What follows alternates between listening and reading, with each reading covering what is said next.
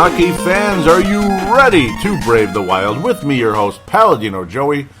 Brave the Wild's available on thesportstuff.com, iTunes, Stitcher, and Double Twist. A pleasure to be back on board once again today for the annual State of the Wild 2017 edition. This is now the 9th annual State of the Wild.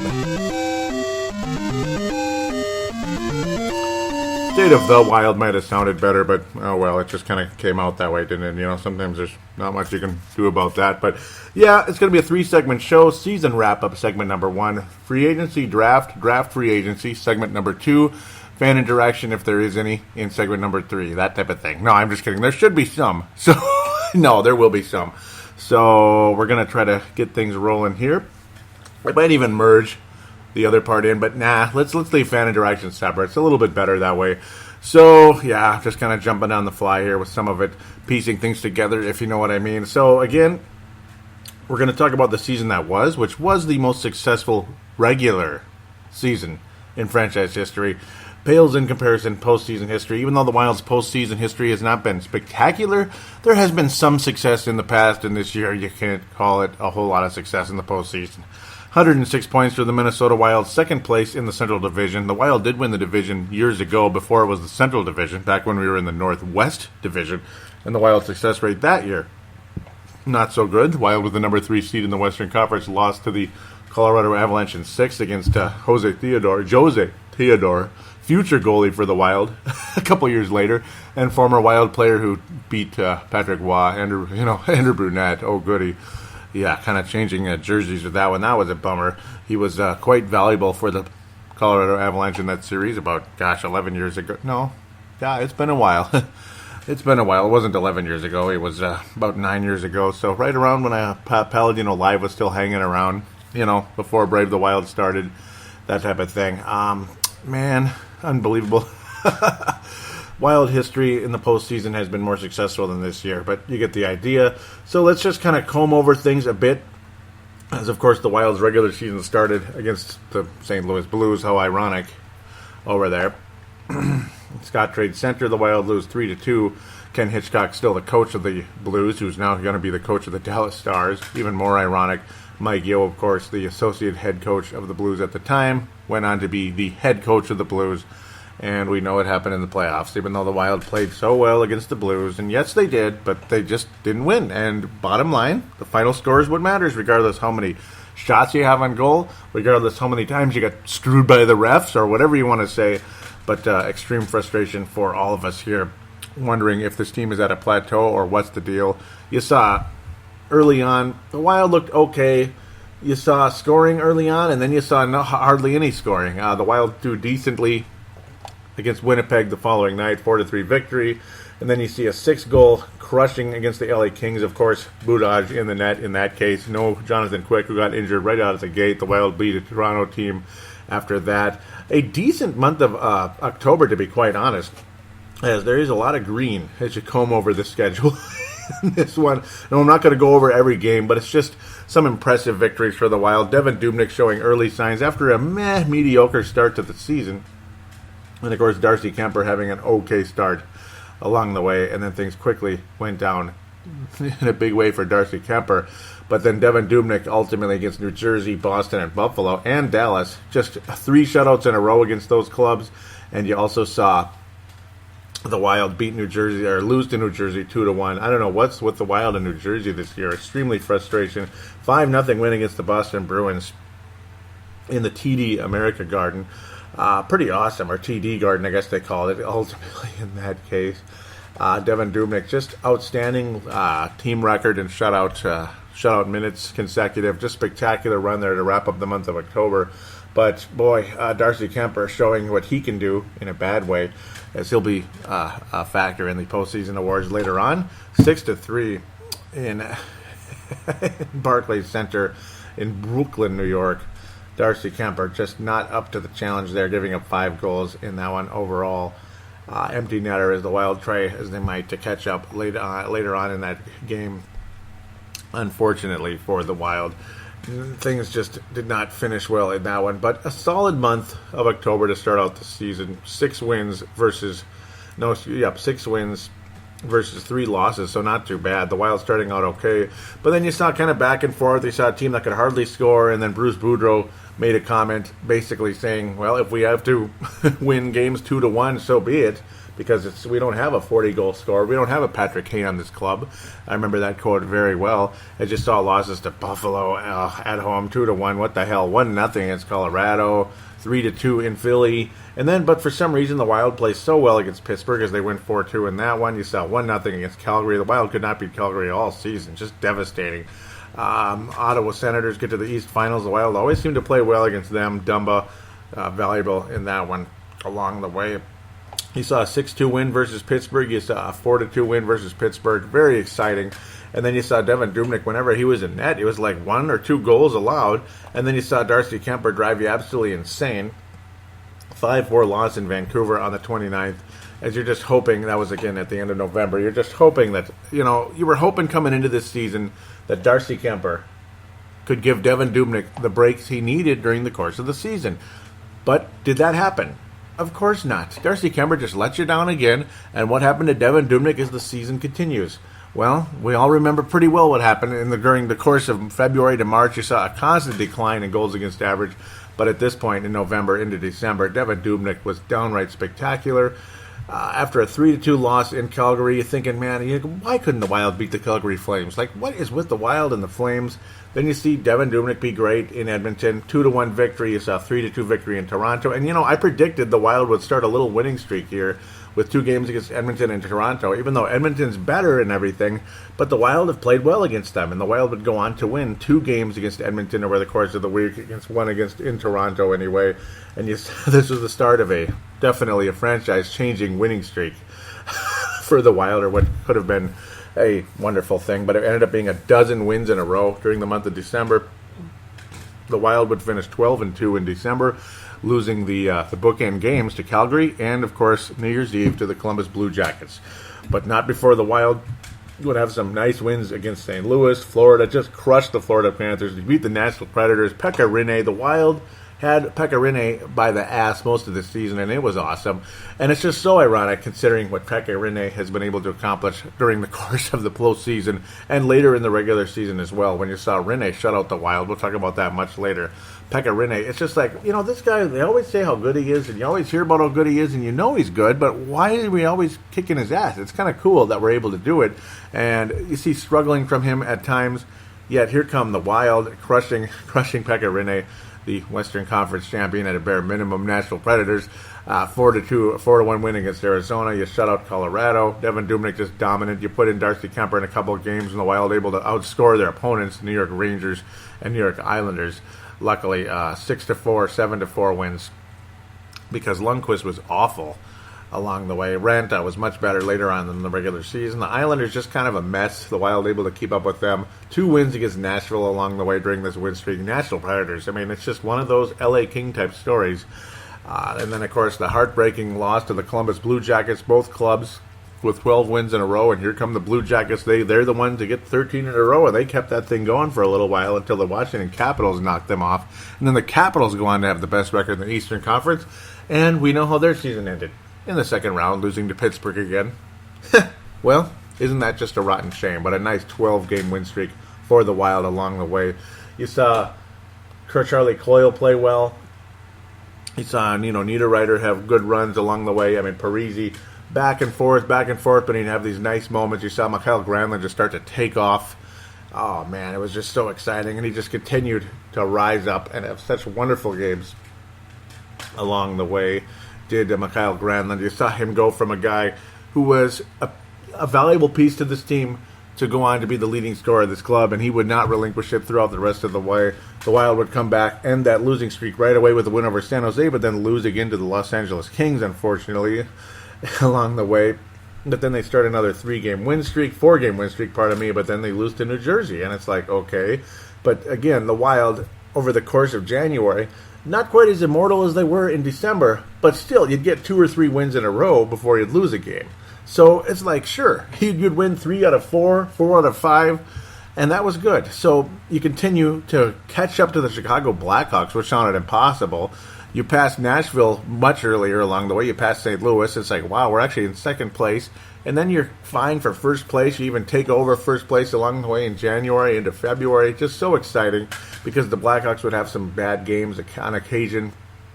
You saw a weird start to the month of February with a 5-1 loss against Calgary. And who could forget the look on Mr. Boudreau's face looking up at the screen on one of the Calgary goals that made it 4-1. It was the funniest look. You see him looking up at the screen, and then his jaw just dropped. Like, what? It was just hilarious. I love that look. My brother is famous for doing that along the way in an argument with his wife years ago. It's just, how couples argue on the phone sometimes, and that just was hilarious. Devin Dubnyk had one of his worst games of the season, giving up 5 goals, and the Flames just dominate the Wild over the course of the entire season. And I don't know what the hell happened there. Jason Zucker, during the course of the win streak, went from a guy who was getting his 3rd, 4th goal of the year to like 16. Just awesome for Jason Zucker. He would be streaky the rest of the way, as would pretty much everybody else. Nino Niederreiter would go through streaks. Koivu would look downright fantastic at times, and then all of a sudden he'd stop scoring. But for the longest time, you saw Granlund, Zucker, Koivu be the best line in the league, and it was just spectacular. It would continue from December all the way through February. The team would just look awesome. The 6-3 win against Vancouver, the first hat trick for the Wild since Ryan Suter about a year and a half ago. And it would be Mikael Granlund. Luckily, I've got my hockey hats. Those of you that know me on Facebook, they're all on the couch just waiting for someone to score a hat trick as I gently toss them one by one onto the floor, so that way I can recover them rather than be at the game and throw them all on the ice, and I lose some really nice hats, including an Atlanta Flames hat. I mean, why would I want to lose that? Atlanta Flames? You ever heard of them before? It's the same team that kind of swept the Wild during the regular season this year. They just happened to move to Calgary in 1980. But, yeah, it sucks, doesn't it? But, yeah, but that 6-3 win in Vancouver was so much fun.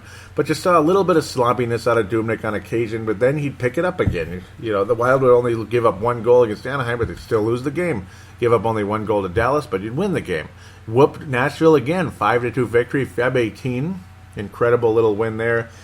And then the worm started to turn. That game against the Chicago Blackhawks, the 5-3 loss against the Blackhawks, to me just felt like one of those moments where you're like, uh-oh. A little bit of uh-oh going on. And it's like, okay, the Wild are going to lose games to the Blackhawks on occasion, but the way Jonathan Toews just kind of like tore this team up that night, it was disappointing. Extremely disappointing. Parise seemed to play well against the Blackhawks during the season on a regular basis. But it wouldn't be enough. Granlund had a multi-goal game. That was cool to see one of our young stars of the team, even though he's not a superstar, but he would go on to have a very successful season. He would get multiple goals, but Jonathan Toews, who conveniently was, he was struggling. He's only got 12 goals in the season. Yeah, so then he gets a hat trick. Convenient. After the two teams skate to a shutout in the first period, here comes Jonathan Toews, Richard Panik, and then, of course, Toews would add assists on Panik's goal, Schmaltz's goal. This was one of the turning points of the season, to be quite honest. Pominville had been so good, had a nice resurgence under Mr. Boudreau, especially during the win streak, and just during the very successful month of January as well.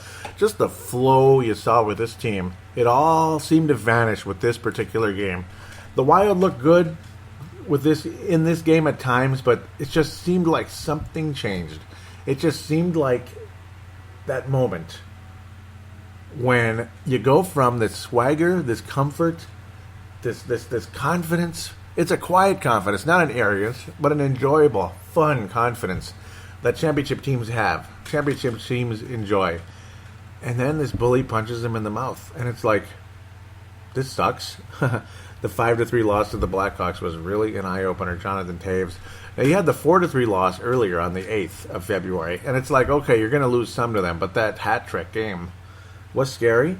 The Wild would go on to win a couple more games after a 5-game break against LA and Winnipeg, but they were sloppy, downright sloppy, high-scoring type of games, and again, it's like, I don't know, this isn't going so well. The Columbus game, boring as hell. You saw a couple of little wins here and there, but March just kind of was the beginning of the end.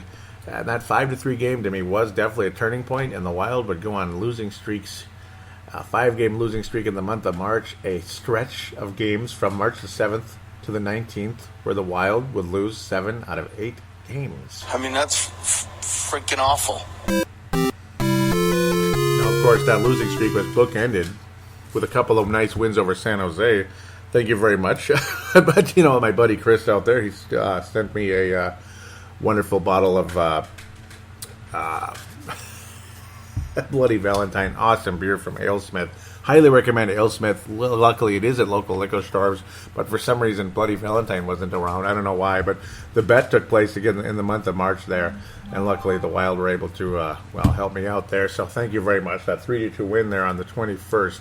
Bookend victories for the Wild. Now, of course, the Wild did throw in a victory against Florida, pardon me, but just the sloppiness started to kind of take over. And whenever Kemper was in there, you felt we're going to lose. And then Dubnyk, you'd see good games and you'd see bad games. He'd have a 1-goal game and he'd give up 4 goals. And you saw the loss to Washington where just got absolutely schooled. Another situation where, Ovechkin hasn't scored in forever. He hasn't scored in like 20 games or whatever. And what happens? It's just a frickin' Mickey frickin' bleepin' Galdern, you know what I mean. Yeah.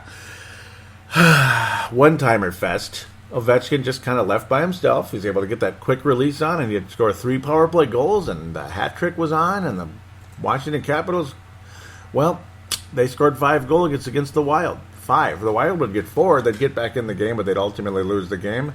4-2 loss earlier, literally 2 weeks to the day in March to the Washington Capitals. Luckily, the Wild would sweep the Ottawa Senators, if you could believe it, the Eastern Conference finalists along the way. Hard to believe they went that far, but still, hey, at the same time, they have some talent.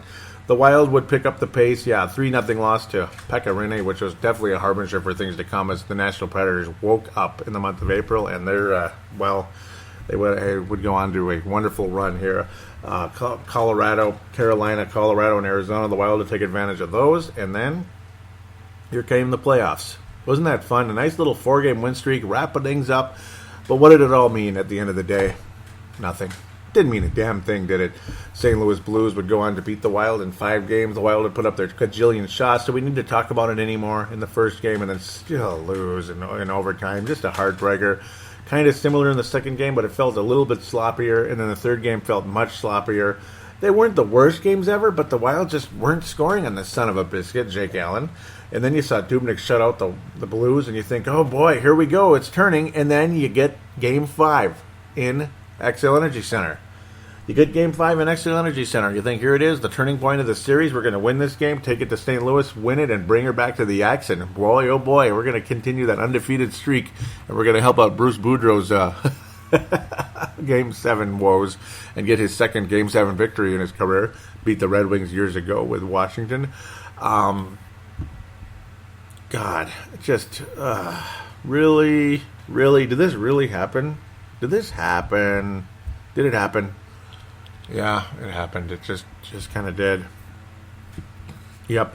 The Blues would take a 2-0 lead in that game. The Wild would kind of come back, and then you have that valiant comeback, 2 goals late. Jason Zucker tying it up was so exciting, and then it was all for naught as the Wild could not finish on multiple attempts on Jake Allen, despite finally scoring 3 goals on the son of a biscuit. Well, even 2 goals for the first time in the series. The Wild still find a way to lose. Devin Dubnyk not so sharp, making a mistake along the way, but you also saw terrible defensive mistakes along the way too. Scandella had an awful game. Dumba just always kind of seems to always be wrong place, wrong time. Always seems to make the wrong play at the wrong time, wrong pass, out of position, whatever it is. It just always seems to be the case that Matt Dumba is involved with the kind of goal that's like, really? Did we really just give that up? So, yeah, we'll talk about that later in segment number 2 with Matt Dumba and such. But we will look on with the regular season and such. Mikael Granlund would have a career-high 26 goals, 43 assists, 69 points. Eric Stahl, nice renaissance season, 65 points. Koivu with 58, very strong. He had a very strong year last year, added 4 more points. Should have probably been much more, but unfortunately that Zucker and Zucker, Granlund, Koivu line would get split up because whatever they were doing before, it just wasn't quite the same. You didn't see the confidence, you didn't see the flow out of them that you saw earlier, and of course the production was not there. Zucker would go on to score 22 goals. It felt like more, but it was only 22. Niederreiter wound up with 25 on the season, 3rd best on the club. Niederreiter, a guy very valuable to the Wild as we continue things here. looking to talk about free agency as we move forward. Eric Stahl led the team in goals with 28. Very cool. Zach Parise off to injured, off to sick, off to this, off to that. Still wound up with 42 points in 69 games. Could be worse, but sure as hell could be a lot better. Parise wound up with 19 goals in the season. You wish it could have been more. He did get his what would have been his 20th, as he's the only goal scorer against St. Louis in that first game, and he would go on to score a goal in the second one. Parise, very valuable in the playoffs. I do expect a renaissance from Parise coming forward, and he's going to be on the Wild. He's not going to be anywhere else. Jared Spurgeon would continue his career high from last year into this year, 29, now to 38 points. Again, a better offense, a better flow in front of him, but still, he produced, and he wound up with 10 goals on the year to go along with 28 assists, 38 points. Matt Dumba, yes, continuing to climb up, but how far can he go? 34 points on the season. Pominville with a nice renaissance, I should mention, with 47. Coyle with 56 points, but only 18 goals. Will he ever be a 25 to 30 goal guy? A lot of us not really sure about that, but at least he played all 82 games, so good on him there.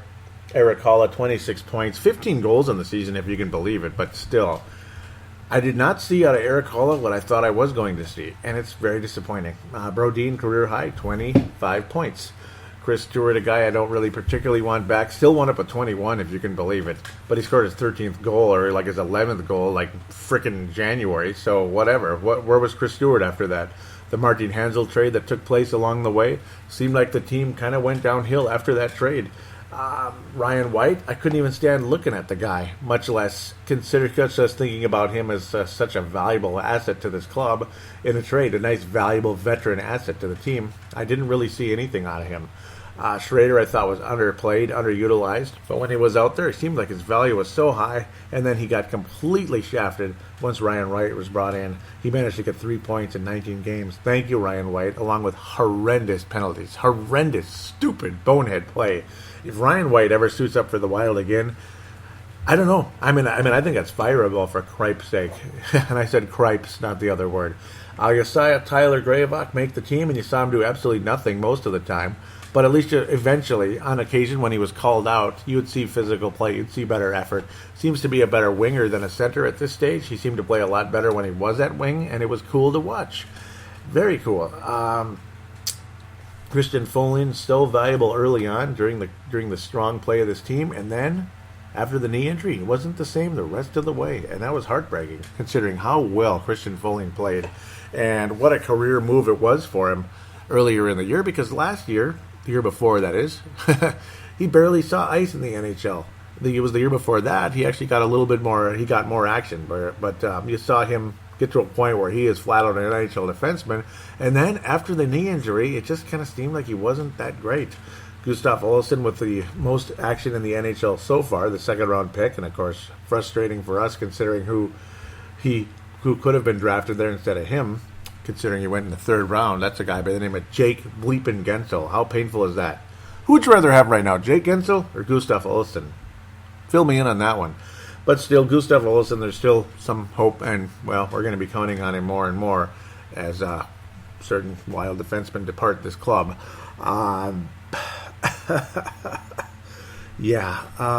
Gustav Olsson, we're going to be counting on him. Hopefully he can get better play. Looked smart, looked stupid at times, whatever. Joel Eriksson Ek started out the season very strong, got quiet, got sent back to Europe, came back physically stronger, looked good real early, and then a whole lot of nothing after that. So hard to say what type of steps Joel Eriksson Ek will take in the next season. Don't be surprised if he comes back stronger and better, but again, yet to be seen. So, I don't know. That's kind of a season wrap-up in a sense. A season that should have been better. A season that absolutely should have been better. It leaves you hungry for more. But can this club get more? Can this club make the right move in the offseason? Will certain draft picks, or the last couple of years, will this new wave help this team move forward? Last time around, the Wild had a new wave coming in. You had Granlund. You had Niederreiter. You had Coyle. You even could include Haula in that mix. It took a little bit. You had to wait a couple months into that season, but Haula came in and he helped out. He helped the Wild very much against Colorado and Chicago back in 2014. Niederreiter scored the playoff winning goal in that series. All those guys came to the Wild, emerged, and helped this club move forward. You saw Jonas Brodin as well. Nice, valuable group of young guys emerging for this club. Now, it wasn't all that year. They came in a year before, some of them, and then they continued, and Jason Zucker as well, and they continued to get better. And they were a valuable asset for this club moving into the second round, at least getting past Colorado, and actually made things quite competitive against the Blackhawks, if not for Stanchion-Gate at the time back in the 2014 playoffs, which I would note is a hell of a lot more successful playoff run than this year. And that team's regular season was far inferior until the month of March anyway. So can the new wave of Luke Cunnin help out? The new wave led by Luke Cunnin, Alex Tuck, others along the way. Can they come in and help? Jordan Greenway, will he be a factor? Obviously, Eric Danek, who came in a little bit early, will he be a factor? Carson Soucy, is he NHL ready? Maybe, maybe not. Nick Seeler, former Gopher, physical guy, will he be NHL ready? So they're all going to have a chance at some time, some way. Somebody's got to emerge and help this club. Obviously, you have the veterans that get paid an awful lot of money, and you have certain guys that are kind of stuck here, like Jason Pominville, stuff like that. You have the Vegas draft. We'll talk about that in the second segment, all of that. But Scandella, all these guys, they're here at the moment, but then you have changes coming in. You have possible changes, you have forced changes, whatever it is. And then, ultimately, can guys from the new group help this team? Can Kirill Kaprizov be something? Will he be something, or will he just stay in Russia for quite a while? Again, just more and more questions. Unfortunately, more questions than answers at the moment. But, oh well. It's just hopefully this next group can help push this team forward in a big way. Will there be a big trade this offseason? Well, we'll be talking about that soon. Hopefully on the positive side of things, it'll be a smart trade. Last time the Wild made a big trade, it was interesting. It took a couple of years to see who won the trade. In fact, it took quite a while. But it was the San Jose Sharks when the Wild traded Brent Burns away. Yes, you got a viable player in Charlie Coyle. You got a stiff in Devin Setaguchi. And you got an even bigger stiff in Zach Phillips. I don't even know which one is a bigger stiff. I guess Zach Phillips was a bigger stiff because he couldn't even make it in the AHL.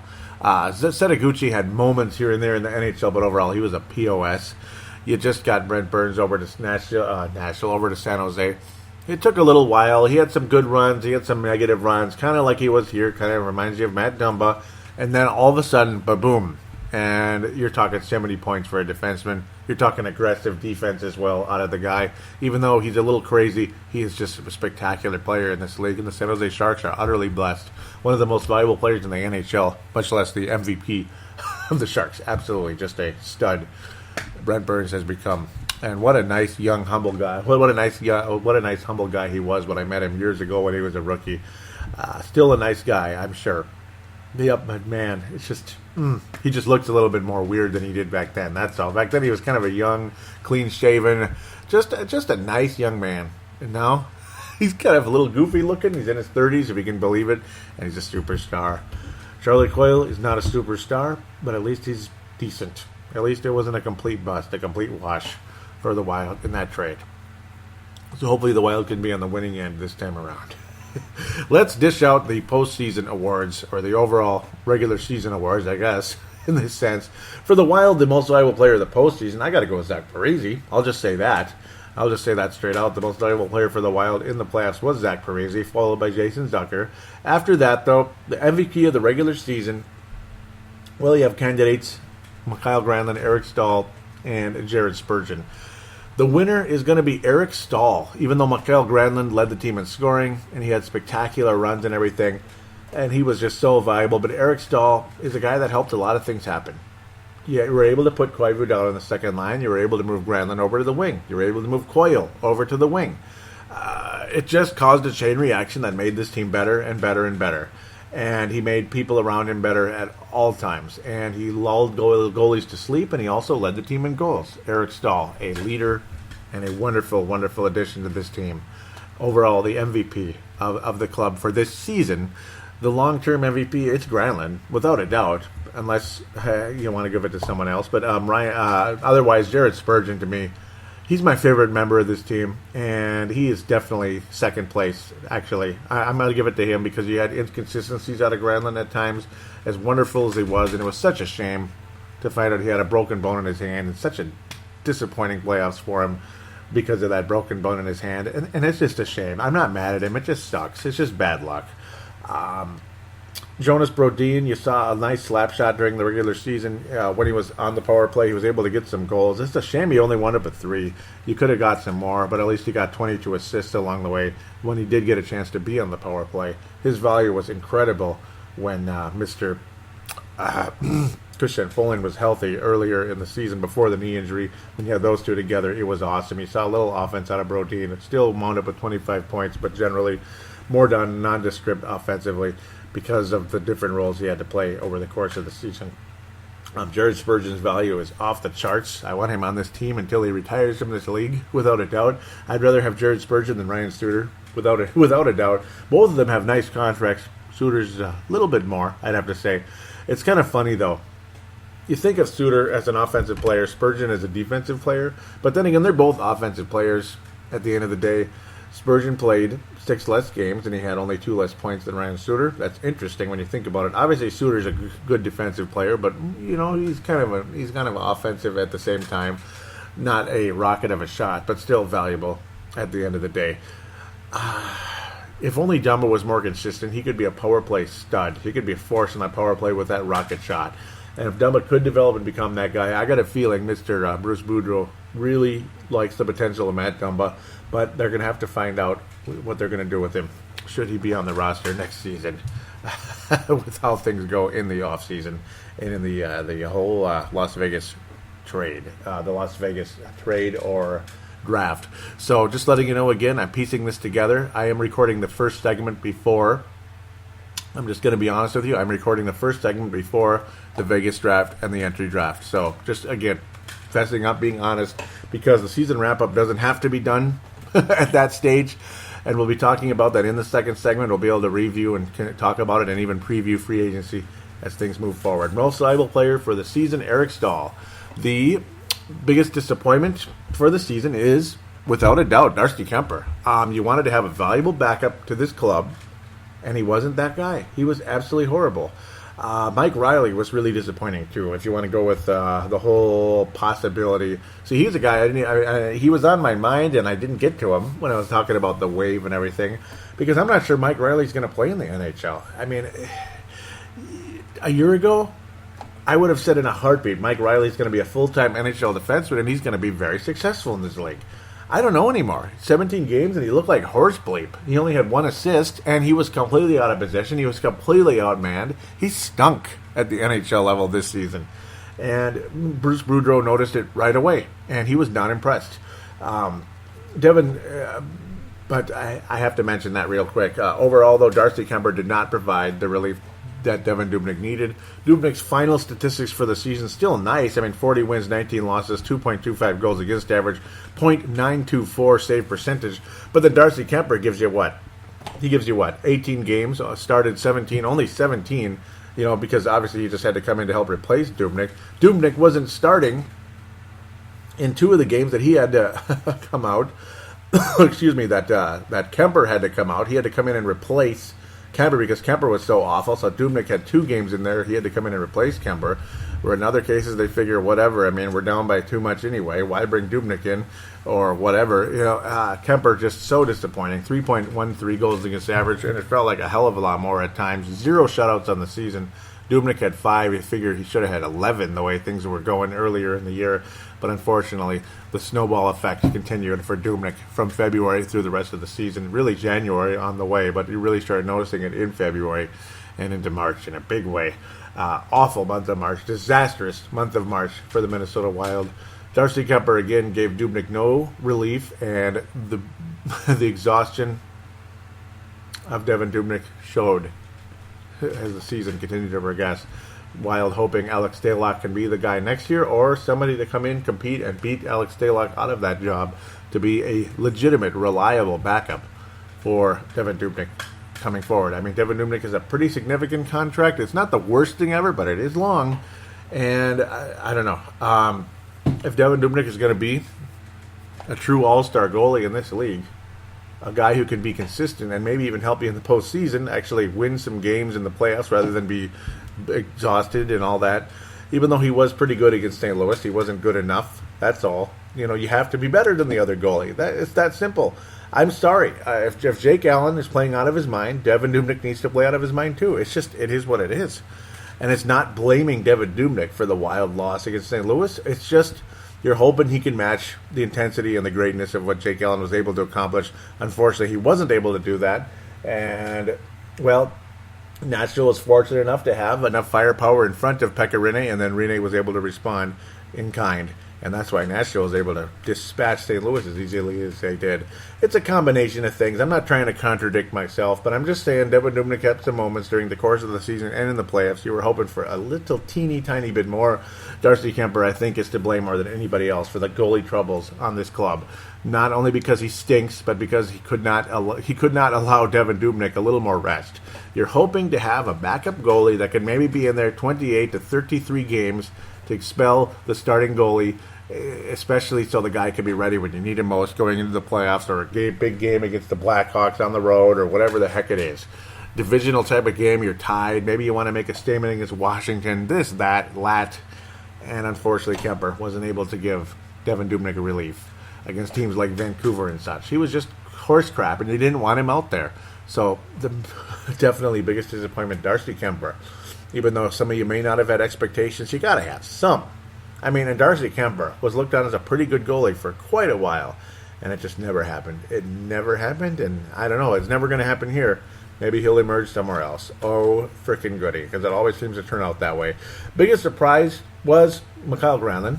As great a potential he's had over the course of time, you always saw him as a 40-point guy, 51-point guy, that type of person, but then you saw a guy who was capable of scoring 80 points, 75 points, unfortunately wound up with only 69, but still very strong.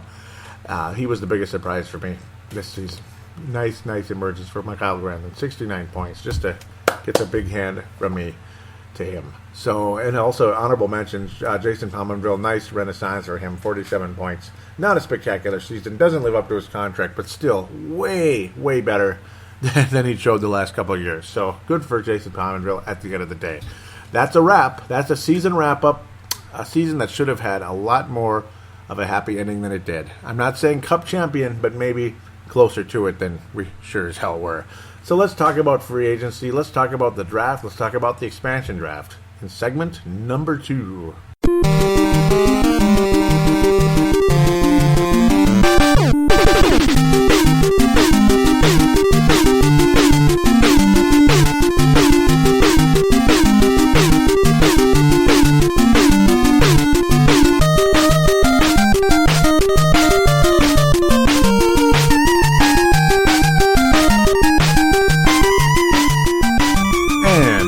Back here on Brave the Wild, segment number 2, time to talk about the expansion draft, the entry draft, and free agency regarding the Minnesota Wild. And, let's talk about the Vegas Knights a tiny bit, just a brief bit here when it regards to the expansion draft and how things turned out. Very interesting. So now we finally know that Matthew Dumba ultimately, was left unprotected along with Matt Dumba, you get the idea, was left unprotected along with Eric Stahl. That was a smart move because you figured the Vegas Knights wouldn't take Eric Stahl, even though they took some veterans. The Wild also left Marco Scandella available with that fairly big contract. And, of course, the Wild protect notables and Jason Zucker. Of course, you got to protect Parise, Suter, Koivu, and Pominville, who did not waive his no-move clause. Why? I don't know. He just didn't. And it's the whole thing, well, you gave it to me, so why should I get rid of it? So that's the whole point of having it. So, I don't know. It just is what it is. Matt Dumba, Scandella, others, of course, left available. Eric Halla left available along with others, many others along the way. But before anything, the first trade that took place was Tyler Graovac traded away for a 2018 fifth-round pick from the Washington Capitals. So Tyler Graovac gone. So you're going to see some centers depart. You're going to see some young guys leave as well. The Wild negotiate a deal with the Vegas Knights. Of course, this is before the entry draft. Nice jerseys by the Vegas Knights, by the way. I've heard some negative comments about the Knights' new jersey, the Golden Knights. I think they're pretty cool. I like them a lot. I like the gold, red, black, white, all that. Might look like the Ottawa Senators a tiny bit, which maybe annoys people just a teensy-weensy bit, but not that much. I like the Vegas Golden Knights jerseys, and I wish them good luck in the future. But okay, the Wild were able to negotiate with the new NHL franchise to sign to not take Matt Dumba, and in which the Knights would then select Eric Holla and sign him to a 3-year, $8 million contract. Not too bad, $8.5 million. Not bad for a guy who's probably a third line, bottom six center, but a very good one. Bottom six forward / center, but a very good one. He'll be missed. He was kind of like the modern Wes Walz for the Wild, the speed, the defense, but not as good. Not as accomplished yet as Wes Walz was during his time here. But again, that was today's version, so now the Wild will be left with a hole there.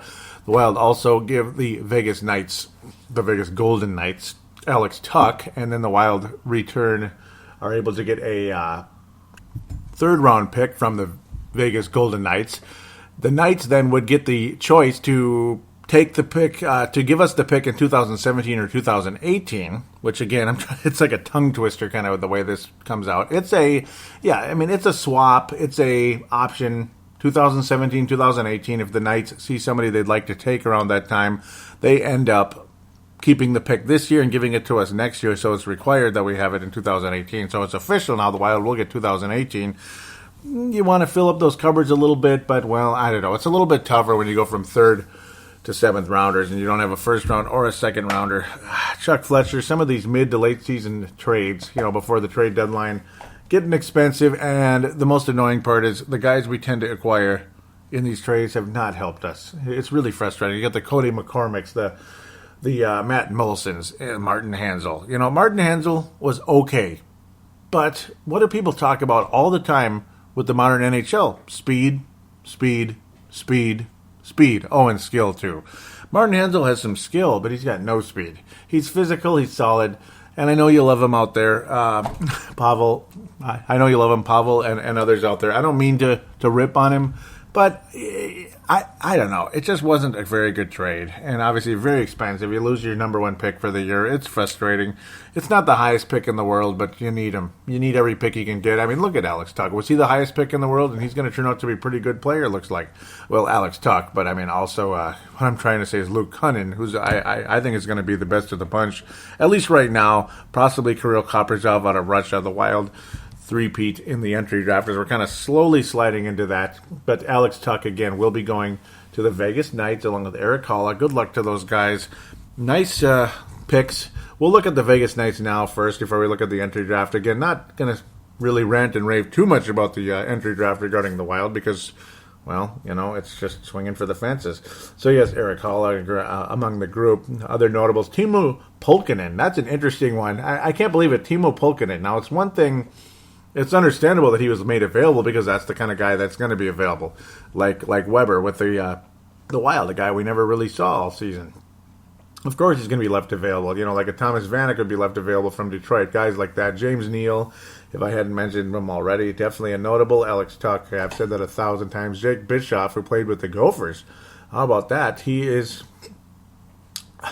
on his way to the Vegas Knights, at least an opportunity there. Nate Schmidt, that's a name out there from St. Cloud, Minnesota. Clayton Stoner, taken from the Anaheim Ducks over to the Vegas Knights. Definitely a chance for him to be like LaShawn O'Donnell for that club because, there's some names and some guys, there's some names and some not so much going on. And, of course, Marc-Andre Fleury with his huge contract going to the Vegas Knights, to be expected. He is the quote-unquote face of the franchise at the moment. Calvin Pickard, you want to say Picard like Jean-Luc Picard, but I guess it is Pickard, like Q would say when he's making fun of Jean-Luc Picard. He is on his way to, yes, I like Star Trek The Next Generation. Yes, nothing after that, though. The hell with all that. Nothing after Next Gen. Okay, anyhow, nice goalie duo for the Vegas Golden Knights. That's nice. The rest of the lineup, well, you get some gems here. You never know. There might be a Wes Walz, a Jim Dowd mixed in with some of the Other super notables, like James Neal. I mean, the runners-up for the Nashville Predators. Unfortunately, James Neal's had some nice success over his career. You've had other guys, Cody Eakin out of Winnipeg, Manitoba. He's from there and all that. Connor Brinkley, David Perron from St. Louis. That's a good one. This team has a shot to do something, but they're not going to be that great. I mean, again, there's notables, and then there's the typical what you expect. Timo Pulkkinen is the kind of guy who would have been picked by the Wild or the Columbus Blue Jackets back in 2000, or the Atlanta Falcons, the Atlanta Thrashers. I wish they were the Flames, but the Thrashers. Just bring the Flames back, damn it. But yeah, good luck with that. What am I talking about, right? Timo Pulkkinen, though, he's the classic expansion guy who, barely. He's a fringe player, and this is an opportunity for him, so good luck, Timo Pulkkinen. So good luck again to the Vegas Knights. I won't go on and on and on. I keep calling them the Vegas Knights, but it's the Vegas Golden Knights. I just kind of go with the abbreviation because I don't know what my problem is. It just is what it is. The entry draft. Well, nothing's particularly easy to pronounce, but some of them are. Obviously, Mason Shaw's an easy one to say. Skilled guy, only 5'8". Medicine Hat Tigers. That's the WHL. That's the 4th round pick for the Wild. 97th overall, 85th overall in this one though. He's the top guy in our draft. 3rd round. I mean, wow. A couple of years ago, we went up with Gustav Olofsson because we didn't have a 1st round pick, thanks to the Jason Pominville trade, and that one was okay, but then the contract that ensued after that, not the best situation ever. The Wild last season, just to kind of backtrack here, they had a number 1 pick, 15th overall Luke Cunnin, like we're going to say, and then you didn't have a 2nd or a 3rd round pick. Only 4 players taken by the Wild last season, only 2 of them notables at the moment. Brandon Duhaime, we'll see what happens out of Tri-City at the time. A couple of the other current Wild draft picks. Now, again, Brandon Duhaime over to Providence College. That's Providence. They won the national championship just a couple of years ago. He's a left winger and only 12 points in 35 games in his first season over there in the Hockey East, Providence College. So, not a good start for him. That was the 4th round pick for the Wild last year. Dmitry Sokolov, the real major notable, though, I'd have to say. Whereas Braden Shizen, that sounds kind of funny. I hope I'm saying that wrong, because that doesn't sound good. Shizen, that's kind of, we know what that means in German. That was mean, and I apologize. I'm Shizen. Let's just go with Shizen. Maybe I shouldn't call him that. But so far, his numbers have been Shizen.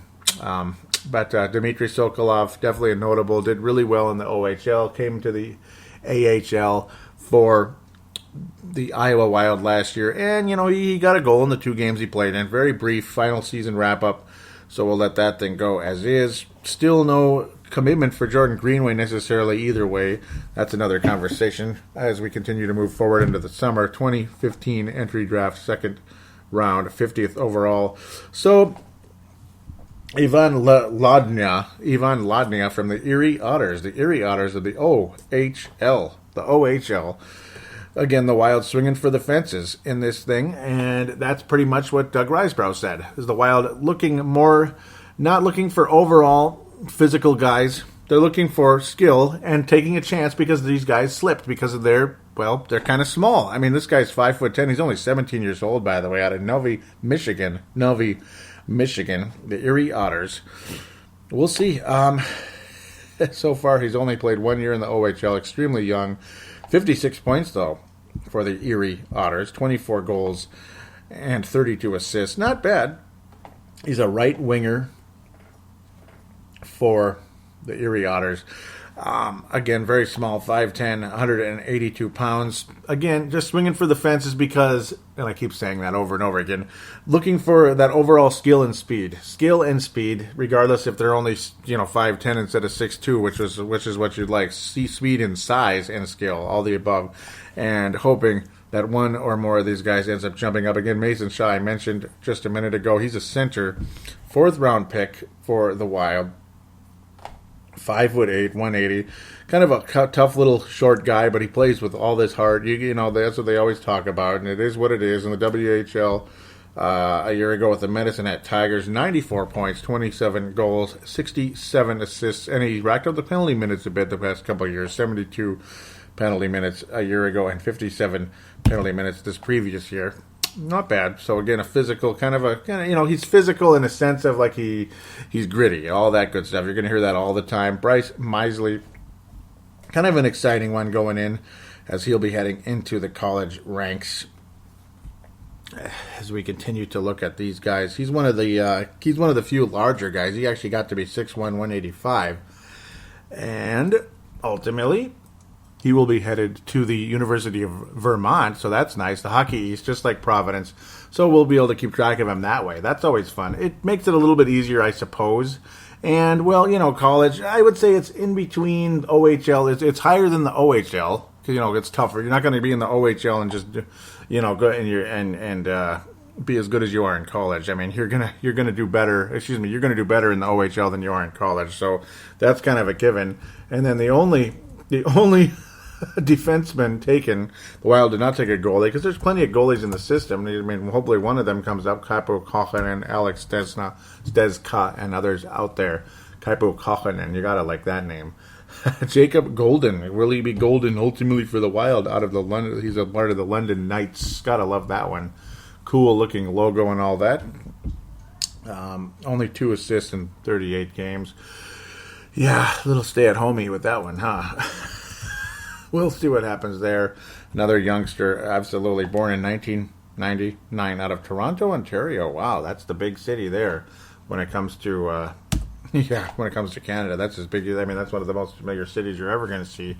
Kind of cool. So, yeah, we'll just let him continue to develop there in the juniors. Right now, the OHL's London Knights. Jacob Golden, a guy to keep track of, I suppose, over the course of time. And there it is, the three-peat.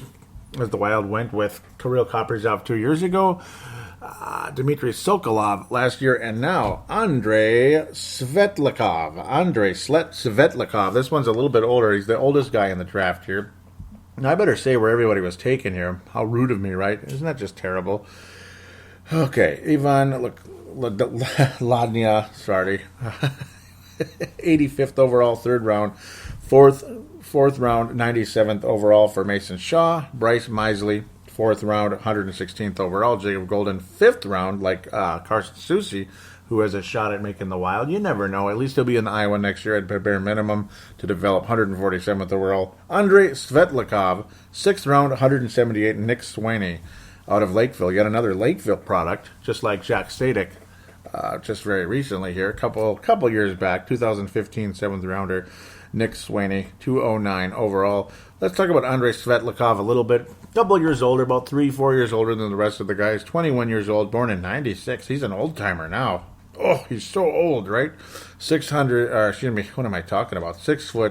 202 pounds. A little bit larger guy. Lots of skill, and you hope that you can get him here. That would be great. Now, of course, the European stats always look a lot lower than they would in juniors because it's really tough over there. It's tough as hell, tough as nuts. The KHL, 30 games a year and a half ago, 37 games last year, 16 points last year, 4 goals, 12 assists. He got 7 goals the previous year, though. Interesting, but only 3 assists. A couple penalty minutes. We'll see. Wild taking a chance. Yeah, it's nice to bring in another Russian. They always seem to drop because the fear is that they're not going to come. That's the big fear coming in. Now you bring in Nick Swaney. Nick Swaney out of Lakeville. He will be playing for the Duluth Bulldogs. Isn't that exciting? The national runners-up, unfortunately for them. Yeah, it is what it is. It's unfortunate, but he will be going to the Duluth Bulldogs. Pardon me. Lakeville, Minnesota, just like Jack Sadek. This one's a right winger, born in 97. He's 19 years old, so a tiny bit older. The USHL, 51 points recently, 26 goals. 25 assists, very cool. 30 goals, 20 assists the year before. So putting up numbers down in the juniors, these lower end. So you can't get too excited about that, but still at the same time, we'll get to keep track of him with the Duluth Bulldogs, and we'll see him play against the Gophers, our beloved Gophers. Though not everybody listening is a Gopher fan, they might be Blue Dog fans. So the Jim Maddills, Sarah Maddills, and others out there in Duluth, enjoy. Nick Swaney, hopefully he can develop nicely as the Wild enjoying a little a little hope there with the Duluth Bulldogs the past couple of years. Carson Soucy, Avery Peterson, respectively, in the 2013 draft. So there it is. 6 players to add to the the cupboards in the Wild system. I don't know. I mean, it's, again, they're just hoping for the best here, taking guys with a lot of skill that may be underrated a bit because they're smaller or this or that. And it is what it is. I mean, you're not taking anybody that's a major familiar name unless they're local. Nick Swaney, we've heard of him a little bit. Not the biggest name ever, but at least you're going to hear his name on occasion. Lakeville's had some significant success the past few years. And, of course, Neil Nate Dog Thiesing happened to be a part of Lakeville many years ago, class of 2003, respectively, in his case. Back in the good old days, right? And I'm a lot older than that. I'm class of 98 from the Hopkins Royals. But, oh, goody. I'm just royal, man. It's just royalty. Yeah, whatever. Well, I don't know. Hopefully the Wild can hit that dartboard, hit the bullseye on one of these guys. Maybe two of them end up making to the NHL, maybe three of them. Yeah, you never know. I mean, good things happen. I have more faith in Chuck Fletcher than I do in Doug Risebrough. I hope I didn't just say Riseborough's name. For some reason, I think I did. And I don't know. It's like when I'm sitting here talking to you and I start thinking faster or talking faster than I'm thinking, and then that comes out. So hopefully, I'm not sure, but Chuck Fletcher, I think you know who the current GM is. Doug Risebrough, I mean, he'd be throwing darts in the wrong direction. I mean, he wouldn't even be attempting to hit the bullseye, and it drove you nuts. You look at his draft record, it is disgusting. Though a couple of hits, once in a blue moon. Not enough, though, that's for damn sure. As now we head into the offseason, what do we do with free agency? Obviously, the draft, not the most exciting thing, but hopefully one day, as I continue to blab about that. Oh, boy. Well, talk was the Wild will be trading a defenseman. So you protect Dumba and Scandella, or even Brodin. Well, you don't protect Dumba and Scandella, but you protect them ultimately with that trade and the getting the negotiations to keep the Golden Knights from picking up one of those guys, Dumba, Scandella, and, of course, officially protecting Brodin. Talk of the possible trades to Montreal, Boston Bruins, and it all vanished. It all just vanished. Some people thought the Wild would still trade Matt Dumba, though talk is a guy like that, the skill set and the fact he has a right-hand shot, it's not that common, and his overall shot is a power play menace. I mean, it's something the Wild have needed for so long, is that powerful shot from the power play, when Mike Yeo would never put him on the power play, maybe once in a blue moon, and they'd just count on Ryan Suter's much lesser of a shot. It's the mistakes people always fear with Matt Dumba. But like Brent Burns, and I'm not comparing him to Brent Burns because you really can't, and he probably will never be that good, but again, like Brent Burns, you don't want to just give up on a talent like that, and luckily the Wild have not yet. The talk is Brodin or Scandella. Most likely Scandella would be traded, and possibly Dumba if they're thrown like some type of crazy, beautiful offer. We'll just have to wait and see with that one, though. The trade didn't happen. A lot of us thought it was going to happen over this draft weekend, and it didn't. So that's quite unfortunate. The math doesn't add up right now. The Wild are 13 under the cap, and a very strong possibility $10 million of that would have to go to Nino Niederreiter and Mikhail Granlund. So does somebody get traded, or do you get rid of one of those? Do you not sign one of those two guys? Do you really take a hit like that and get no compensation in return? Does Charlie Coyle get traded? That's still a possibility, because maybe you don't want to lose your defenseman. And if you do lose your defenseman, you got Gustav Olofsson, which, again, I'm a little bit pissed off about that draft a couple of years ago, because Gustav Olofsson went in the second round, and a guy by the name of Jake Gensel went in the third round. So, yeah, congratulations, Pittsburgh, there. Curtis Gabriel, what a stud. Man, I'm just so happy the Wild got Curtis Gabriel with that 81st pick. Aren't you happy? Are you happy? Because I'm not happy. In fact, it just pisses me off, beyond human recognition, It just kind of does, it's just great. Like, it's wonderful. Of course, Gensel went a few picks ahead, but still, that's a wonderful substitute, though. I mean, it's just a great, the talent level and the production from those two guys, it's interchangeable. Couldn't tell the difference. Yeah. Couldn't tell the difference, I mean, there's always a chance. Yeah, well, no, he's not even in the system anymore, right? I don't know. It just sucks. But that's life, right? That's the hockey draft. I mean, Hopefully the Gustav Olsen can step it up a little bit. That'd be nice. I mean, he showed some moments early on. He looked unflappable at times. And the next thing you know, he's just wrong place, wrong time. I mean, he just was out of position. But that pales in comparison to what Mike Riley looked like last year. I mean, he looked like he didn't even belong. I mean, he looked like he belonged in the ECHL last year at times, even though he stepped up a bit in the AHL, Iowa Wild. The Wild also, by the way, I should mention, have a new ECHL affiliate. No longer going to be affiliated with the Quad City Mallards. It's going to be the Rapid City Rush. Cool name. You got the Mount Rushmore look, and they're called the Rush, and it's just cool. And maybe you'll get maybe you'll get a little bit more of a Wild fan base there, because I got to think Quad City's kind of more Chicago Blackhawks-ish over there. South Dakota, you're going to get some.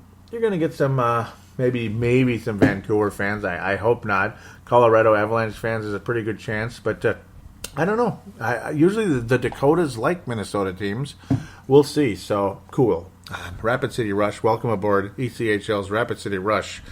Gustav Olsen won't be playing there, that's for sure, but maybe some of the other later round draft picks when they come at our level at some point will be there. I don't know. Let's look at let's look at free agency a little bit. The situation again, the math doesn't add up so well. Michael Russo's been talking about that off and on all week, and I understand that's the Star Tribune beat writer and columnist for the Minnesota Wild. He's the best in the business. I mean, that guy is. He doesn't know me and he doesn't care what I say, I'm sure, but he's awesome. I'm an ant compared to that guy. Obviously, there's other beat writers in this town and in other places. You listen to them, and it's like you get the feeling almost like they're doing the paper a favor. Like they'd rather be doing a different team, a different sport. I won't say who. I could name a name, but I won't say who. At least one. But this guy legitimately adores what he does, Michael Russo. So, props out to him. And, he's always in the right place, right time. And I think that's really cool. Awesome. Let's look at free agency, even though I'm not really even confident of what the Wild are going to be looking at. Other than a goalie to compete with Alex Stalock, that's a given. Jonathan Bernier, he commands a lot of money. He had a cap hit last year of $4.1 million. You could add a 5 after the one, $4.15 million. Only 28 years old. He won 21 games last year for Anaheim. 2.5 goals against average. Nothing spectacular, but he filled in nicely on occasion. Seems like a lot of these free agents are awfully old. Mike Ribeiro, no, too old. I mean, they're all ancient. Martin Hanzel's only 30, and he was paid $3.1 million last year. Some say he's going to want even more. It seems like it should be more than that. That was his cap hit last year. It seems like it was higher than that. Sometimes I question when I'm looking at here if this is even right, but I guess it is. And $3.1 million in the NHL is a hell of a lot higher than in other sports. Joe Thornton's available. He's a UFA. He's 37. He's probably going to stay with the Sharks or leave. Same with Patrick Marleau. Those are two of the highest paid guys. Ryan Miller, I wouldn't even touch. He's 36. He's ancient. Not that good. Patrick Sharp's already 35. Would be a nice addition at a very cheap price if you want to bring in a veteran left winger. I don't know. I'd rather get rid of Chris Stewart and have a Patrick Sharp, quite frankly. But I don't know what the Wild are thinking at this stage. Obviously, Patrick Sharp, very expensive in his past. I got to think he's more willing to come down from that just a little bit. What happened to this guy anyway? Pavlech, he was so good with Winnipeg not too long ago, but he kind of get bit by the injury bug. Paid about $4 million, 3.9 a year. 3.9 last year. Only got to be in 8 games for the Winnipeg Jets, and pretty yucky numbers. Shane Doan's 40 years old, wouldn't even touch him. Everybody, look at this. Chris Kunitz, 37 years old. Are you kidding me? Are you serious? God, these guys are all ancient. Kevin Shattenkirk from Washington. He's probably too expensive. That would be an amazing addition, but I don't think the Wild are going that way. We're pretty good at defensemen at this stage, and I think we'll hang on where we are. Obviously, Jaromir Jagr is 45. I don't think the Wild will be going that way. I don't know, man. I mean, it's like everybody got old. Jeez, every free agent. And, of course, that's how hockey is. It takes a while to get to be a free agent. A name you might look at possibly as a free agent, though I'm sure the Wild won't. But at least a competition to come in, compete with Alex Stalock. At least a name to talk about. Throw a dart at the wall. See what happens. Brian Elliott, $2.5 million last year. He started well with Calgary and then went downhill. Kind of got back, kind of started doing better again, and then downhill again. I don't know, inconsistent, but such is the life of the backup goalie. I like him more than Darcy Kemper. Brian Boyle, I would love to have him as our fourth line center, but I doubt it's going to happen. Sounds like he wants to go back to Tampa. We'll see what happens, though. Sounds like he wants to go back to the Tampa Bay Lightning. Don't be surprised if that happens. Nick Bonino, that would be pretty cool, but I doubt it. 29 years old, 37 points with the Pittsburgh Penguins last year. That would be amazing. Chad Johnson's a possibility, that goalie. That's a guy the Wild might be looking at, a 31-year-old. That's a possibility. He's not going to demand as much money. I'd look at him. He's making, $150,000 more than Darcy Kemper. At least that was his cap hit between the past 2 years, Kemper versus Chad Johnson. That's one I would look at, actually, if you want to bring in a guy who's had some success at the NHL level. That's a guy I'd look at. Cody McCormick, no. Obviously, he didn't even play last year. It's just a cap hit for Buffalo. Oh, Lord. Yeah, I don't know. Some of these guys, they just kind of vanish out of the face of the earth or just keep getting older and older, like the rest of us, I suppose. Radim Verbata, 36 years old for the Arizona Coyotes. I don't think the Wild will be looking at him. Obviously, Matt Cullen, there's talk that the Wild may try to desperately attack. Please come. Please don't retire. Come to us for 1 year. Be our fourth line center. I'm doubting that's going to happen. Dominic Moore, former Wild long ago, in a galaxy far away.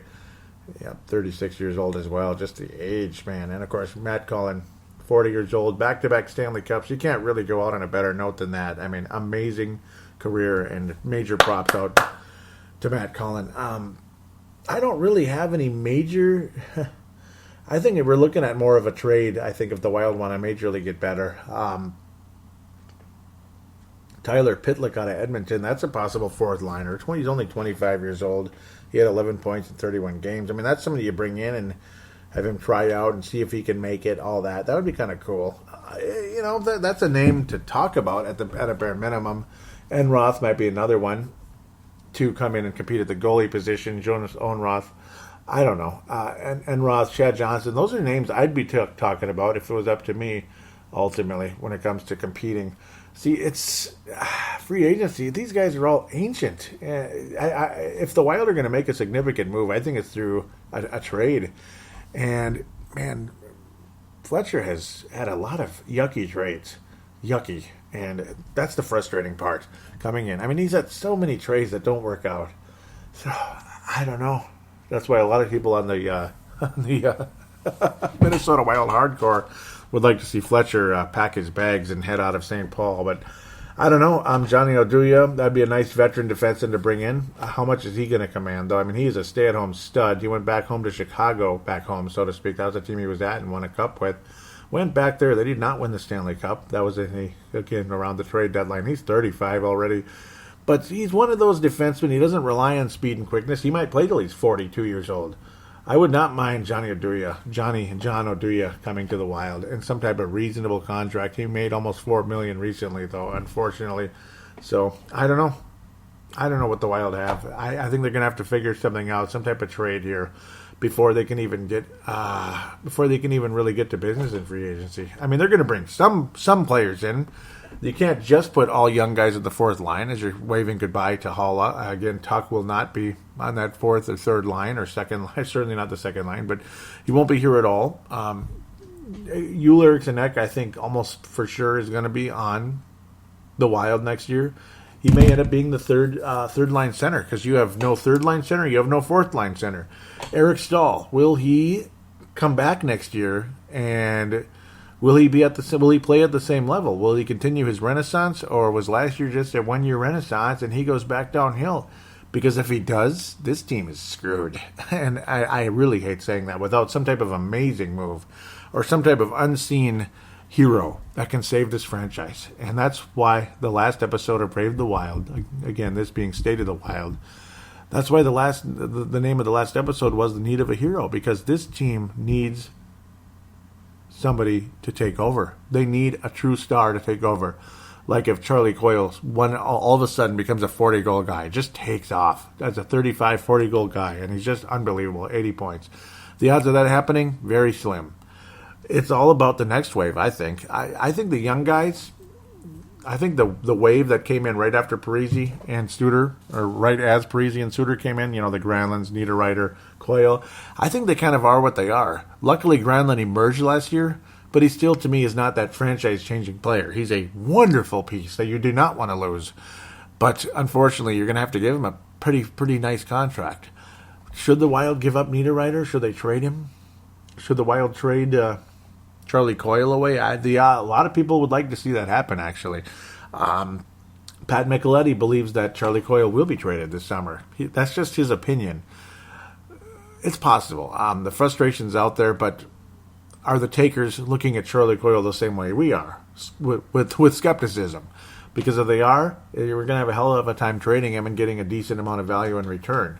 So there's so many conversations out there, and that's one of the reasons probably this last weekend was so frustrating, because the Wild did not get the kind of offer they wanted for a Brodin, for a Dumba, for a Scandella, and the odds are it was Scandella that they were putting out there on the table, and they did not get the offer they wanted. You hear talks about Grully, I can't even say his name right now, for Montreal. He has character issues. Would be a nice addition if he can keep his head on straight. Yeah, Stefan from New York Rangers. That is too expensive. $6 million cap hit. I don't think so. That's too expensive. That's just a mistake. I think he's a good player, but he's not that good. Eric Stefan. I don't think so. So again, I mean, it's kind of where you're at right now. That wouldn't make cap sense to make that move. You have to. It's a combination of does this player make us better? And then you got to look at the salary cap. Would it even make sense? So it's tough. When you have a TV contract that's not paying you the amount you need to jump that salary cap up, like the NBA got real lucky with that one. The NHL's not having that same luck, and guys making $5.9 million are a massive cap hit. Where in the NBA, you might be the 12th man making $5.9 million. Isn't that crazy? That'd be like Nate Prosser. He'd be making $6 million in the NBA, like as an equivalent, like a guy who's like a fringe, like a seventh defenseman, that kind of guy. That's basically what Nate Prosser is. So he's the equivalent of what the 12th man pretty much should be in the NBA. It's not going to be easy, boy, to make the right moves here. You only can hope for the best. You really can. It's going to be. It's more likely going to be a trade than free agency. Some of those other guys, those really low end guys, would have been nice to get Brian Boyle, but again, the talk is he's going right back to Tampa Bay, and that sucks. That would be wonderful to have him. Again, John Oduya would be a nice defenseman to bring in, but I don't know. I don't know if you can get him at a reasonable price. He might want $4 million again. So, what are you going to do? What are you going to do, honestly? So that's the hope. The hope is, again, Eric Stahl can at least kind of do it again, have another good renaissance year. Zach Parise needs a renaissance in the worst way. Koivu was casted correctly last year. He was in the perfect cast last year as the number 2 center, second line center. He did a wonderful job there at that position. He's not supposed to be a top center. And just because you're the captain of the team doesn't mean you're a top line guy. Sometimes you're a third line center or a second or third defenseman, second or third pairing defenseman. It's leadership, not necessarily the best player on the team. Sometimes it's just that tough, gritty guy. And Parise's gritty, sure. Koivu's gritty.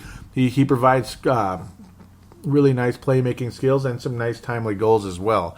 But and with those wonderful one-timers earlier in the year that seemed to vanish off the face of the earth because the chemistry and other teams figuring out how to stop them, it's just a combination of things. I mean, teams are going to watch film. They're going to see tendencies, and they're going to catch up with you. And that's what happened with that Wilds line that was so good last year.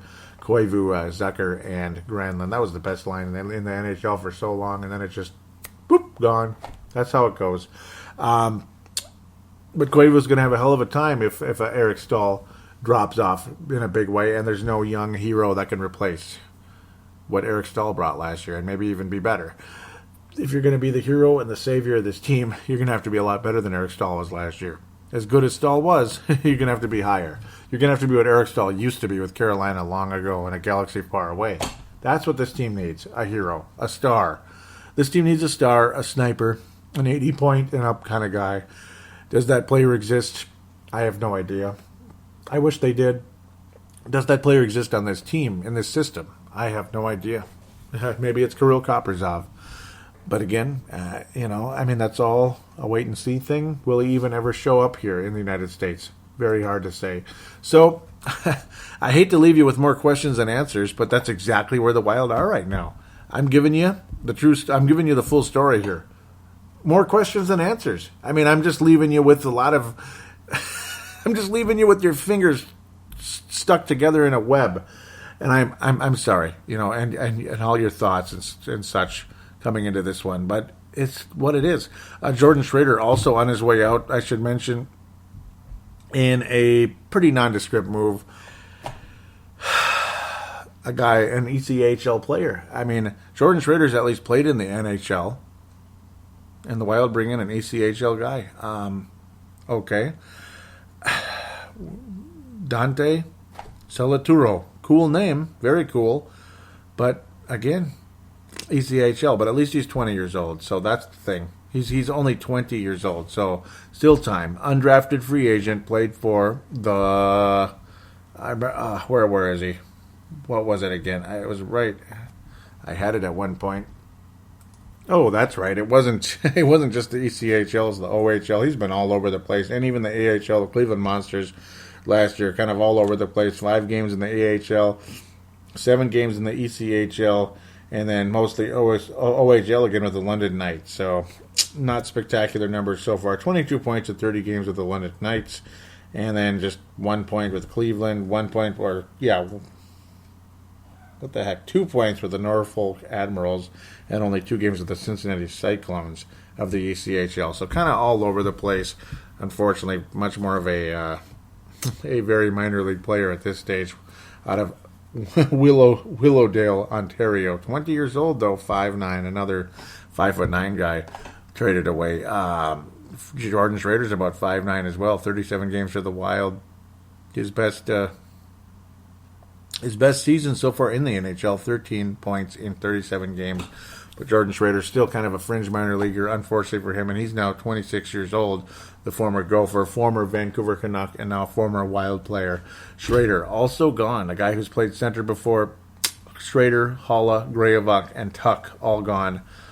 It's going to be interesting to see who fits in that fourth line, who the Wild acquire, or will it be mostly young guys? One other notable before I just kind of wrap things up, looking at some fan interaction here, is Brandon Saad. Evil Otto is going back to the Chicago Blackhawks. How crazy is that? And Temi Panarin is on his way back to the Columbus Blue Jackets. What the hell? So it's basically Kane and Taves saying, hey, we had so much success with Brandon Saad, bring our boy back home. You know what? Screw it. Just bring him back. Bring Evil Otto back. We'll get a little bit of that cockiness back here. And then we can be the Blackhawks again. We can win the Stanley Cup again because, well, they haven't won a Stanley Cup without Brandon Saad. That's for damn sure. And there it is. Anton Forsberg also coming back to Chicago. Coming to the Chicago Blackhawks. And a 2018 draft pick. So Brandon Saad, Evil Otto, you'll be hearing more about that again. Evil Otto was a smiley face character in the arcade game Berserk. Some of you are too young to remember that. Some of you are old enough, and some of you just don't give a crap. But it's because he has this fiendish grin all the time. So it's like the smiley face character. He's a really tough bad guy in Berserk. In fact, he kicks your ass every time he comes out. He just comes out literally to kill you in a couple of seconds.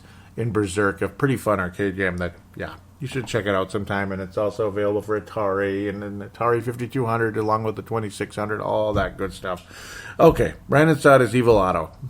Point made. He's Evil Otto, yep. So, there was the trade and all that. I put that on the Facebook page, didn't get interaction with that one. And now the machine isn't interacting with me and we're getting the blank screen. Don't you just love the blank screen? Just makes you feel so good on the inside. Because I know there's reactions in here in some places. The Wild also getting the New Jersey. The New Jersey has been released. Yes, sir. Rapid City Rush. Brent Jacobson liked it. What did he say?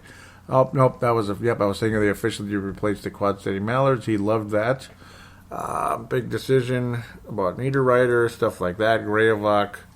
Trying to see if there's anything else. Okay, yes. I need to talk with you guys out there with the MVP. Faith Rudnitsky. Hopefully she's a listener, Faith Rudnitsky. She says, my 10-year-old would say Darcy Kemper would be her big disappointment. She loves that guy, but she said every time he played, he didn't play as he should. Well, that's interesting. She must really watch hockey closely, Faith. That's cool. He would always mess up or do some stupid mistakes, she says. Yep, and that's exactly right. Boy, you know your hockey. the 10-year-old, your 10-year-old really knows hockey, Faith says. And I was asking her who's the MVP. She says maybe Granlund because I always stepped up. Didn't hear from Benny Allen. If you're out there, Benny, in Australia, please give me. It's actually Daniel Allen. I'm sorry, and I get it mixed up because he had two. He usually posts as Benny Allen on here, but if you could please post your MVP, biggest disappointment, biggest surprise, that'd be greatly appreciated. And it's always debated back and forth. Scott Stevens is mentioned also. Scott Stevens is gone as well. That's unfortunate, big time. Neil Nate Dogg Thiesing. He got on here and he said, hey, friends, Nate Dogg is home. That's kind of funny. I miss him. I miss Nate Dogg. Keep sliding up here. So, yes, we got the New Jersey. Let's see the comments. Yeah, we got that blue. You got the wheat stripe in the middle and then a little red stripe inside of the wheat stripe on the upper portion of it. Looks cool. I think it's nice in the New Jersey. Benny Allen says, I'm a fan. Sebastian Barton says, why? Why the bleep do we bleep up our jerseys? People liked our greens and whites. Well, it happens, man. Look at you. This is Sebastian, of course. Sebastian Balls. He says, yeah, but they didn't force us to change our roads. Interesting. Hashtag stupid. I don't know either. And, of course, the original 6 teams didn't change Jack Bleep, so I don't know. I think they're okay. They look fine. You know what? I like having the crest rather than just Minnesota on the greens. The greens were not bad, but they were not interesting. I don't know. It's kind of all an opinion thing. I was saying Dumba stays. Hala and Tuck knighted in Vegas. They were knighted. And Steve Mundor says, you'll be missed, being Eric Hala. And I said, for sure. Yep, so that's kind of all she said there. Check to see if there's any visitor posts. Brent Jacobson, yep, posting all these names out there.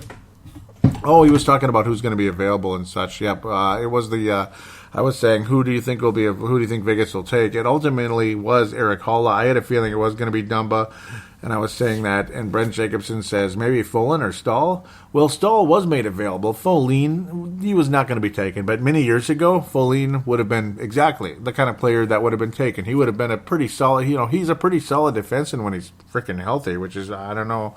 He would have been the exact type of guy that would have been taken by a expansion team years ago.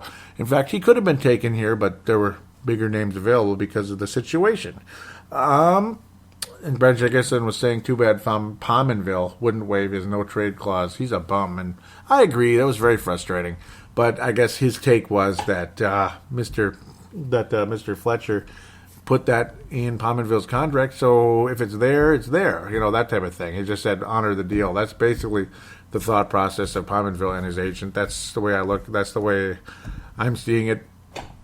We certainly don't have to like it, though. We don't have to like it or agree with it, but it is what it is. They are doing what they're going to do. So that's pretty much it. Please do check out the Facebook page for Brave the Wild. It is facebook.com/Brave the Wild, facebook.com/Brave the Wild. Please follow the Twitter, and please, again, like the page for Facebook. The Twitter account is @Brave the Wild, @Brave the Wild. I will also give a shout-out and encourage you to like facebook.com/MN Wild Players, facebook.com/MN Wild Players. Please do join that page as well. Pavel and Merrick Skybaugh, thank you. Pavel Bonnier and Merrick Skybaugh, thank you guys so much for having me on that page as an admin. It is greatly appreciated and allowing me to post a link to this show as well on there. Thank you guys so much. Out of the Czech Republic, just the best hockey fans there are, because they follow the Wild religiously. That's what's so cool about that page, is how they follow the Wild religiously. And also they keep up with all the prospects from top to bottom, from Luke Cunnin all the way down to freaking Sam Morning or even beyond. It's awesome. They keep up with all of them, and it's really cool. Sam Warning, of course, Quad City Mailers, future Rapid City Rush, unless he can come up to the AHL, which I would love to see Sam Warning move up a bit. That would be cool. So it is what it is. It's been a fun show. I've enjoyed doing it. I just wish there was more positive things to say. I wish there were more answers, but unfortunately there's more questions than answers at this stage, and that's where we stand. We'll be doing a new show again fairly soon where we will talk about the free agency that takes place. Maybe another trade happens very soon, a more significant one than what's taken place so far, because you pretty much had Tyler Gravelock, Jordan Schrader, and then the Alex Tuck one, which was significant, but it was more of just to protect Matt Dumba at the end of the day. It was a forced trade. It wasn't a creative trade. There was nothing creative about it until we had to be creative because we had to lose somebody. That's what sucks. And I don't know. That's what happens when Vegas pays $500 million to enter the National Hockey League. At least the owners of the Vegas Knights, the franchise, did that. So it is what it is. You're going to lose somebody of value, and the Wild have done that. Unfortunately. Kind of expensive, but at least the Wild get a third-round pick in 2018. Hopefully we do something good with it. Please, Chuck Fletcher, get the right players in here if you could. That would be great. I understand it's easier said than done. So, yeah, it's never going to be perfect. Oh, boy. So far, the Timberwolves are winning the weekend, though. Or at least they won the last weekend. Yes, the draft and the trade and all that. But, yeah, do check out Timberwolves Explosion. But, again, tell your friends about this show. It would be greatly appreciated. Hate to be the bearer of not-so-great news. And even though it's not news, it's more of a discussion and giving my thoughts of the situation. It is what it is. So we'll be back soon. I want to thank you guys very much for listening. Again, stay tuned for the next show. It'll come out in the next 2 to 3 weeks, depending on what the Wild do in free agency. All right, so talk to you soon. Stay warm, stay cool, depending on what part of the world you're in. Enjoy and get to those hockey rinks and stay sharp. Take care, everybody.